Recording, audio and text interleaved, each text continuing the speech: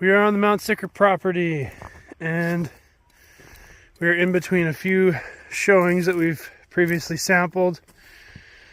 Up here you have a quartz vein that runs for hundreds of meters. On the other side of the hill you can see the white quartz up there running all the way down here, traceable through here. On the other side of this crest is the Battery Ridge showing. Down here is the Nugget Creek open cuts, Nugget Creek adit, and you have a fault running along Nugget Creek there all the way down to the Chemainus River. So over here you have the Tyee mine dump, the big pile over there. You can see that. And up here is Richard III. So we have the half and half showing just below us on the road here, which we've taken a sample from. You can see my truck there, it's close to that. The property boundary for Sasquatch runs through here. We're just on the Kermode side. So you have sulfide veins down there, stringers, and quartz veins with pyrite and chalcopyrite. And up here along the same strike you have another sulfide vein here, falling very deformed schistose rock, and you can see it's very weathered out. There's lots of loose samples all over the place from when they logged this. So we've got a sample from here, and you can see there is a obvious veer off this vein here, and you have a sulfide vein here. You have another sulfide vein running this way. You can see the sulfides in the weathered vein consists primarily of pyrite, but you have some chalcopyrite in minor amounts. So we're going to get our sample from here, and then we're going to head off to this ridge where there's a small adit, and we're going to see if there's anything worth sampling in there. I was there a couple of years ago and I walked by, but I didn't have time to sample because it was close to dark. So we're going to go and head over there after and see what we can find. So this vein right here is about 30 centimeters wide, and you can see it's just very deteriorated. That's just loose sulfides and quartz. And we got our sample from there. We tried to take another one from here, but it's just too brittle. There's a third one right here. You can see sulfides there in a 5 centimeter band.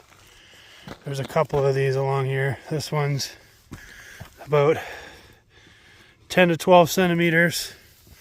And then there's another one right there. This is by far the biggest. This is our sample here. The most intact we could get. So that area is where we were before. There's actually flagging tape behind the tree where that vein is. Virtually the same strike along here, and right behind me we have this little adit that goes in about 4 meters, struck in sulfide bearing schists in an area where there's heavy oxidation in the surrounding 20-30 meters.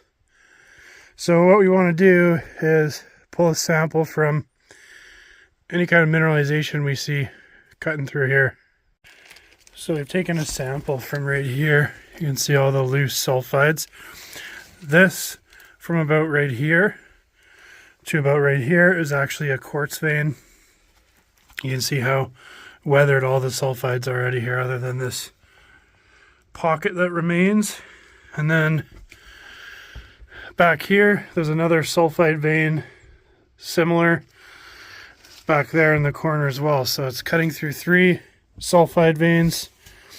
This one's about 30 centimeters wide, quartz and sulfides. The other ones just look like loose sulfides. So we took our sample from here. This is what our sample looks like. Brittle sulfides. You can see just how weathered this is. This is a chunk of the vein quartz. I can see a little bit of sulfides in there, mostly pyrite, but everything is heavily weathered. So the vein is actually up here as well, running that way. So the last sample from that adit was about 100 meters away. We found some bedrock along here with little bits of mineralization. So it looks like we're in a schistose zone. I don't know how wide, but so far we've taken samples along this same strike for about 1 kilometer now. And we've come out onto a road and found this area here. You can see schistose rock, heavily deformed schists, sulfide stringers. You can see all the folding. Over here we found sulfides with quartz and schist. You can see here.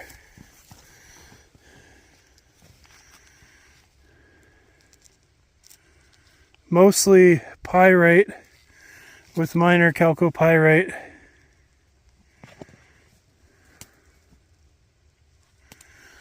And that's from right here. We're going to hammer a bunch of this out and get a sample from here. So right next to the first area that we found, this right here is all mineralized, about 50 centimeters wide. Down here is mineralized.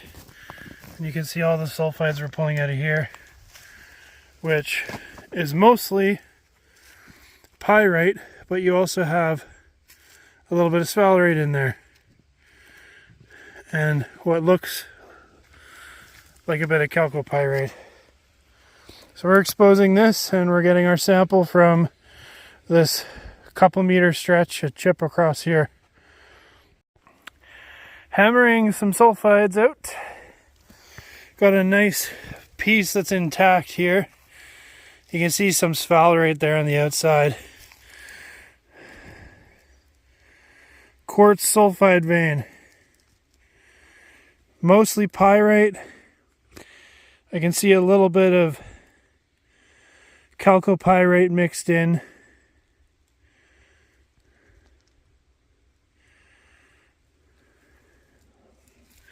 That is a nice sample.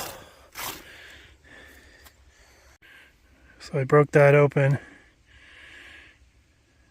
Maybe hard to see on camera, but you can see the 2 different colors of sulfides. It's a mix of pyrite and chalcopyrite, mostly pyrite, but all that black is oxidation from the chalcopyrite.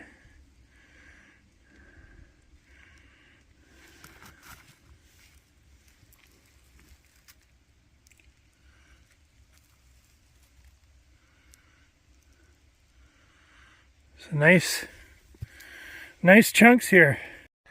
So this is the third area we've sampled on strike, and there's actually 6 showings that we've located on strike, and there's also the Bluebell shaft, which is about 300 meters up that way.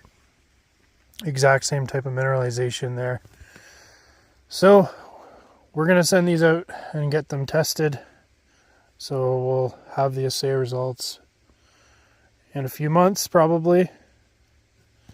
That's it. Thanks for watching. See you in the next video.